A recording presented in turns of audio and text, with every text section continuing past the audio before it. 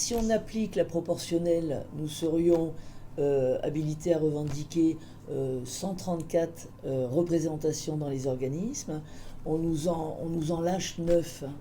Alors, ils considèrent que c'est symbolique. Nous considérons que c'est une obole et que c'est insultant au regard de notre électorat. Dans ces organismes, il y a un tiers de nos électeurs qui doivent être aussi représentés. C'est clairement une ostracisation de notre mouvement. Et le problème, c'est qu'elle l'a dit dès la première assemblée, elle a dit « Je serai une adversaire résolue et jusqu'au bout de votre parti et de vos idées ».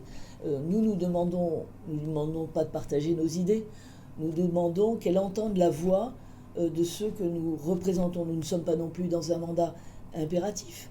Simplement, au sortir des urnes, il y a une volonté de changement qui s'est exprimée et nous avons l'intention de faire entendre cette voix. Un recours en référé suspension pour demander à ce que les désignations soient suspendues et un deuxième, une requête au fond, afin que le tribunal puisse décider en toute connaissance de cause avec les tenants et les aboutissants. Mais donc là, il y a eu l'inscription du référé, en tout cas le référé doit donc se dérouler mardi.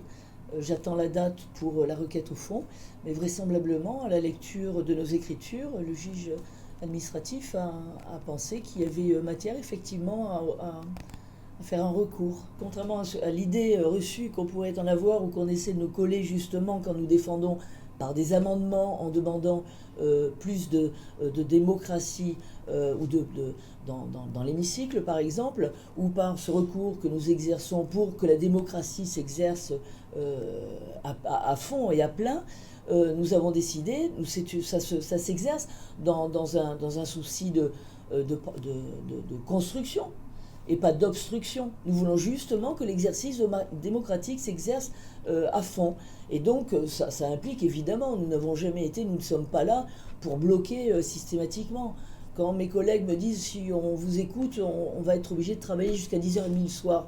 Je crois que c'est un petit peu, voilà, il appartient aux élus effectivement de mouiller la chemise et de s'y coller. Je pense que justement il faut prendre chaque sujet à bras le corps et nous devons d'y travailler. Et quand des éléments constructifs et positifs seront proposés, nous allons évidemment les voter.